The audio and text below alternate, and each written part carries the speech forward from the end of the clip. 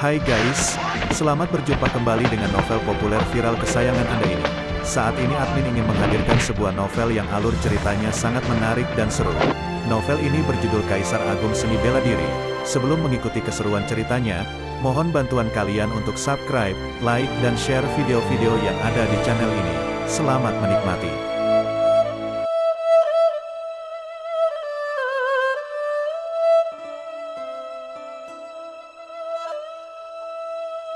Kaisar Agung Seni Bela Diri, Bab 319. Orang yang menakutkan, alam samudera bintang sangat luas. Latihan bela diri dapat memperpanjang usia seseorang, dan banyak ahli bela diri memiliki umur lebih dari 200 tahun. Kehidupan yang panjang, ditambah dengan kemampuan reproduksi manusia yang kuat, membuat populasi manusia menjadi sangat besar hingga sulit untuk dibayangkan. Dengan dasar populasi yang begitu besar, meskipun kemungkinan kelahiran jenius sangat rendah, setiap tahun masih akan muncul banyak bakat luar biasa. Dalam persaingan antara banyak jenius, ada yang menang dan maju lebih jauh, ada yang kalah dan terpuruk. Setelah seleksi alam yang ketat, mereka yang berhasil bertahan dan mencapai kesuksesan, masing-masing adalah yang terbaik dari generasi mereka, benar-benar istimewa, dan dipilih oleh takdir. Luo Xiu yang berhasil mengalahkan Jizan mengejutkan banyak orang, namun tidak sampai menarik perhatian besar banyak orang. Setelah pertarungan ini, kekuatan luar biasa Luo Xiu memang diakui oleh banyak orang, tetapi beberapa jenius dari tempat-tempat suci lainnya juga sangat kuat. Di antara mereka, beberapa bahkan memiliki kekuatan di atas level ke-7 Pangeran Bela Diri. Selain basis kultivasi mereka bukan hanya berbeda satu tingkat dengan Luo Xiu, mereka juga jenius yang bisa bertarung melampaui level mereka. Perbedaannya begitu besar sehingga tidak dapat dibandingkan. Namun, banyak orang masih berpikir bahwa Luo Xiu sangat mungkin mendapatkan posisi 20 besar. Tapi untuk masuk 10 besar, dia masih menghadapi rintangan yang cukup besar. Selain itu, Luo Xiu memperhatikan seorang pria berpakaian ungu, Zhang Lan. Dia tidak pernah menyerang dari awal, tetapi dia sangat terkenal di wilayah timur, pernah bertarung dengan banyak jenius, dan belum pernah kalah. Saat di restoran Tianyi, orang yang mengangkat cangkirnya untuk bersulang dengan Luo Xiu adalah dia. Orang ini memiliki energi kehidupan yang sangat kuat, kekuatannya setidaknya level ke-7 Pangeran Bela Diri. Luo Xiu melihat Zhang Lan sekilas, lalu mengalihkan pandangannya ke seseorang di grup ketiga. Orang ini berwajah dingin, memegang pedang, bernama Gu Dao, berasal dari sekte pedang dewa di wilayah barat. Energi kehidupannya sama kuatnya dengan Zhang Lan.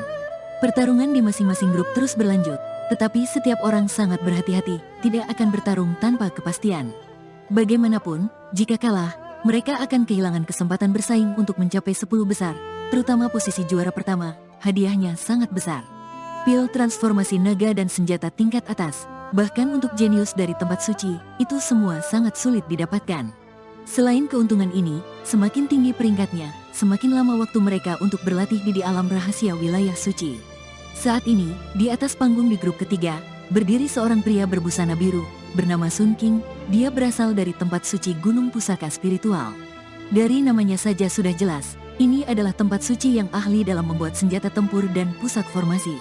Dalam hal warisan dan keahlian, merek ini adalah yang terbaik di seluruh alam samudera bintang. Sun King, selain memiliki kekuatan level ke-5 Pangeran Bela Diri, juga seorang pengrajin harta karun tingkat 7. Bagi para kultivator bela diri biasa, untuk membuat senjata perang mereka biasanya berhubungan dengan pandai besi. Namun, bagi kultivator dari kekuatan besar, mereka tidak akan mencari pandai besi untuk membuat senjata tempur, tetapi mencari pengrajin harta karun untuk membuat pusaka perang mereka. Bagi kultivator dari kekuatan besar, menggunakan senjata tempur tidak sesuai dengan status mereka. Hanya dengan menggunakan pusaka formasi yang kuat, mereka bisa menunjukkan kekuatan dan kehebatan mereka. Tidak diragukan lagi, dari 100 pemuda berbakat di tempat itu, masing-masing memiliki 1 atau 2 pusaka formasi. Jizan yang dikalahkan oleh Luo Xiu sebenarnya juga memiliki pusaka formasi, tetapi dalam pertarungan dengan Luo Xiu, dia tidak sempat menggunakannya. Sun King berdiri di tengah panggung dengan percaya diri, memegang sebuah menara kecil berwarna hijau. Pandangan matanya menyapu semua orang, akhirnya tertuju pada Luo Xiu. Tubuhmu mencapai tingkat kekaisaran, berani tidak kau adu dengan hartaku? Kata-kata ini langsung menarik perhatian banyak orang ke arah Luo Xiu. Hehe, Sun King adalah pengrajin pusaka formasi dari Gunung Pusaka Spiritual. Menara hijaunya adalah pusaka tingkat atas, serangannya sangat kuat, tubuh tingkat kaisar pun akan sulit menahannya. Sementara Luo Xiu ini hanya mengandalkan tubuhnya yang kuat, tetapi jika bertemu dengan senjata perang yang hebat, dia akan kalah.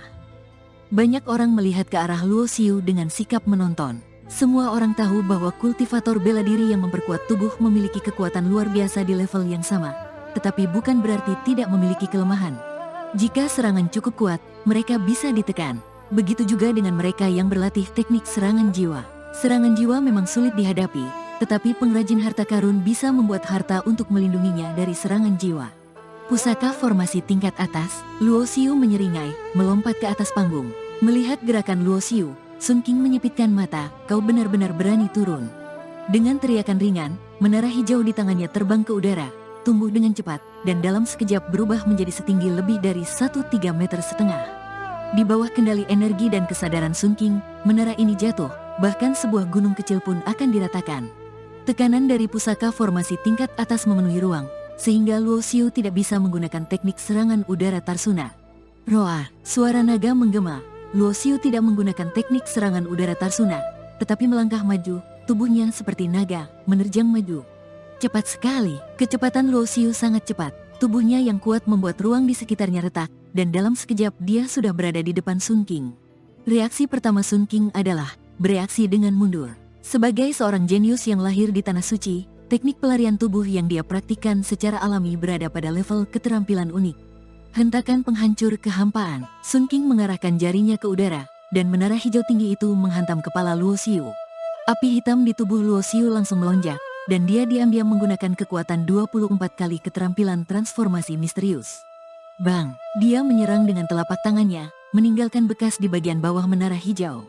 Suara teredam bergema, gelombang suara berdesir, dan menara hijau itu terbalik dan terbang keluar. Melawan pusaka formasi peringkat tinggi dengan tubuh fisik, mata Sun King melebar, dan rahangnya hampir jatuh ke tanah. Krak, suara patah tulang mencapai telinganya, dan ekspresi Sun King sedikit melunak, karena meskipun Luo Xiu menjatuhkan menara hijau, tulang salah satu lengannya dihancurkan oleh kekuatan menara hijau.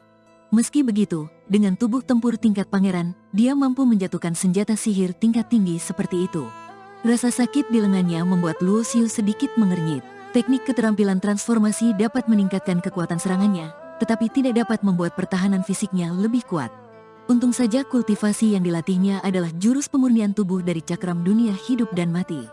Jika diganti dengan kultivator seni bela diri dari pemurnian tubuh biasa di tingkatan yang sama, orang tersebut pasti sudah terluka parah setelah dihantam menara hijau tadi.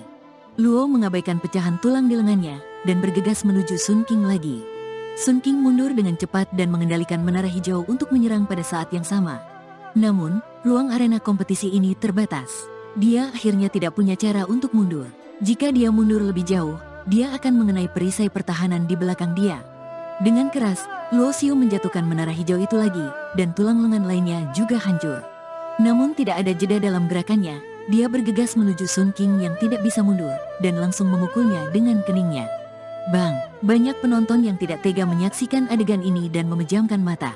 Ah, jeritan datang dari panggung kompetisi. Sun King, yang bukan seorang seniman bela diri pemurni tubuh, dipukul oleh Luo Xiu dan jatuh ke tanah setelah berteriak dengan darah di seluruh wajahnya.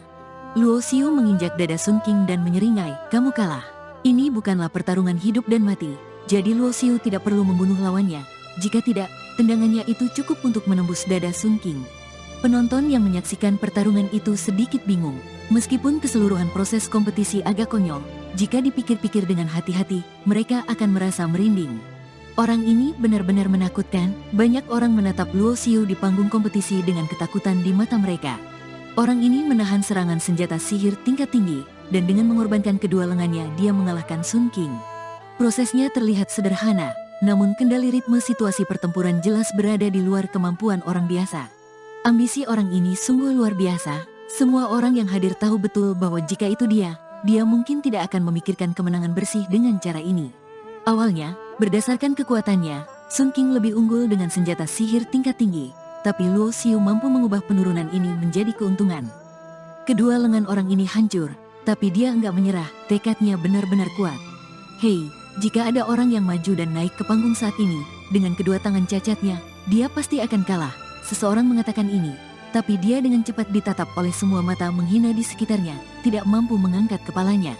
Para bakat muda yang bisa lolos babak pertama kompetisi sudah pasti jenius yang lahir dari Tanah Suci. Para jenius ini begitu sombong sehingga mereka tidak akan pernah memanfaatkan kesempatan ini. Benar, makin tinggi bakat seseorang, sifatnya akan makin angkuh. Kalau ada yang maju pada saat ini, dia enggak akan merasa terhormat meski sudah menang. Saat kerumunan sedang berbicara, tidak ada seorang pun di kelompok ketiga yang memanfaatkan lengan Luo Xiu yang terluka. Luo Xiu melompat dan kembali ke panggung teratai apinya. Segera, kekayaan energi langit dan bumi mengembun dan mulai memulihkan luka di lengannya. Setelah beberapa saat, salah satu lengannya bisa bergerak dengan mudah. Dia mengeluarkan ramuan penyembuh dari cincin penyimpanan dan melemparkannya ke dalam mulutnya. Pil cahaya emas dan embun giok kelas 7 sangat berharga bagi pangeran bela diri biasa, tetapi bagi para jenius tanah suci yang hadir itu adalah hal yang sangat biasa.